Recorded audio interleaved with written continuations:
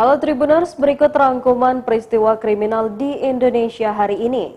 Dengan yang terjadi pada Berita pertama, perempuan asal Lahat bernama Erayani mengaku sebagai pria dengan nama Ahnan Arafif lalu menikahi gadis Jambi Mawar. Selain melakukan penipuan identitas gender dan nama, Erayani juga melakukan penipuan profesi yakni mengaku sebagai dokter padahal nyatanya seorang pengangguran. Berkat kepiawaiannya, Erayani juga berhasil memperdaya Mawar dan keluarganya dengan mengeruk uang sekitar 300 juta rupiah. Untuk mengelabui Mawar dan keluarga, Erayani punya komplotan yang memainkan banyak peran, mulai dari yang mengaku adik, tante, ibu angkat, dan yang lainnya. Sejak awal, S menyebut telah meminta sosok yang datang dengan nama Ahnan Arafif itu menunjukkan KTP atau kartu identitasnya. Erayani kemudian menyebut KTP sedang diurus karena ia baru saja mengganti nama.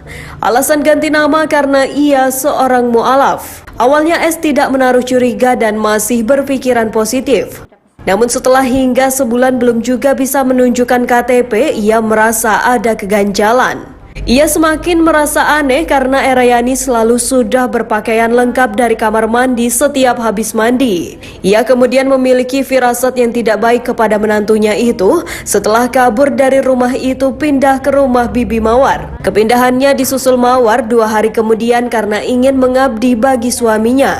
Di rumah Bibi Mawar itu, S membawa ketua RT dan juga tokoh masyarakat untuk melakukan penggerebekan.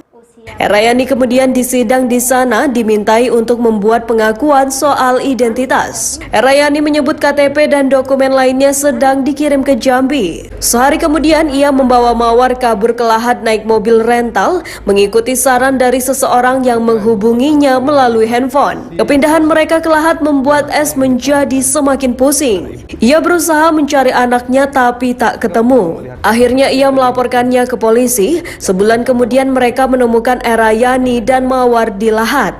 Saat itu Erayani diperiksa lagi soal kartu identitasnya dan ternyata juga tidak bisa menunjukkannya. Polisi dari Polresta Jambi kemudian membawa Erayani dan Mawar ke Jambi. Di kantor polisi itulah dilakukan pemeriksaan fisik kepada Erayani. Pemeriksaan fisik dilakukan dengan disaksikan oleh S dan Mawar dengan persetujuan polisi. Pakaian Erayani alias Ahraf dilucuti satu persatu.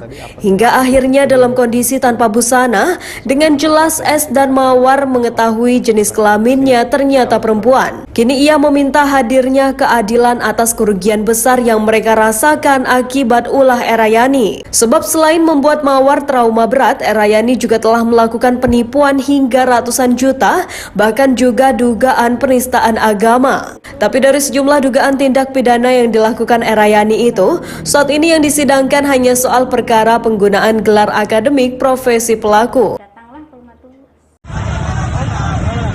Berita kedua, 4 pengendara terluka karena ditabrak penculik sekaligus penyekap gadis berusia 16 tahun yang tertangkap di Jalan Sunter Karya Timur, Tanjung Priok, Jakarta Utara. Kabid Humas Polda Metro Jaya, Kombes Endra Zulpan mengatakan pelaku berinisial R menabrak belasan mobil dan motor saat berupaya melarikan diri dari kejaran polisi.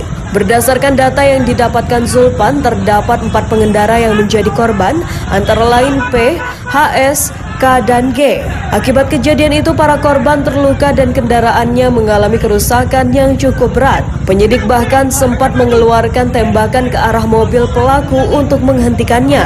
Sebelumnya, Polda Metro Jaya menangkap seorang pelaku penculikan dan penyekapan berinisial R di kawasan Jalan Sunter Karya Timur, Tanjung Priok, Senin kemarin. Zulpan mengatakan penangkapan dilakukan setelah penyidik mendapatkan laporan dari seorang ibu berinisial LA yang mengaku bahwa anaknya telah menjadi korban penculikan. Saat kejadian, korban pamit untuk pergi bersama temannya ke Mall Season City, Jakarta Barat. Di sana korban dibawa pergi oleh seseorang. Zulpan belum menjelaskan secara rinci perihal penculikan dan penyekapan CAT di pusat perbelanjaan tersebut. Ia hanya mengatakan bahwa R kemudian meminta uang tebusan kepada LA dan keluarganya jika ingin korban segera dibebaskan. Setelah mendapat laporan tersebut, penyidik pun langsung menyelidiki dan mengejar pelaku yang terlacak di wilayah Kampung Bahari. Demikian rangkuman peristiwa kriminal hari ini. Simak terus update berita terkini di YouTube dan Facebook Tribun Jambi. Jambi.